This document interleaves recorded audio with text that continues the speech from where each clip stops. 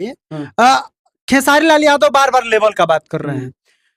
जिसके साथ काजल राघवानी काम की, जिसके वजह से विवाद हुआ, उसका भी तो, उसका बाप का भी लेवल है, उसका भी लेवल है।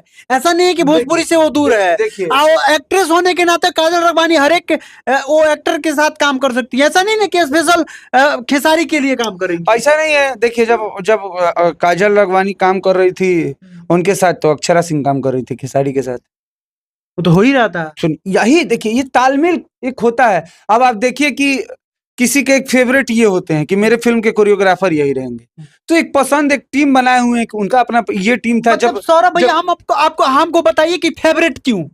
अगर आप काजल राघवानी के केवल फेवरेट मानिएगा तो और सारी तमाम हीरोइनें भोजपुर की कहां जाएंगी? तो एक चीज हमको बताइए, दिनेश लाल यादव अपनी फिल्म में कितनी नई लड़की को रखते हैं? तो भाई, तो हम दिनेश लाल यादव से भी पूछना चाहते हैं। तो ये चीज कभी पूछिएगा। देखिए, क्या होता है ना कि दिनेश लाल यादव का एक ये बन गया है, दिनेश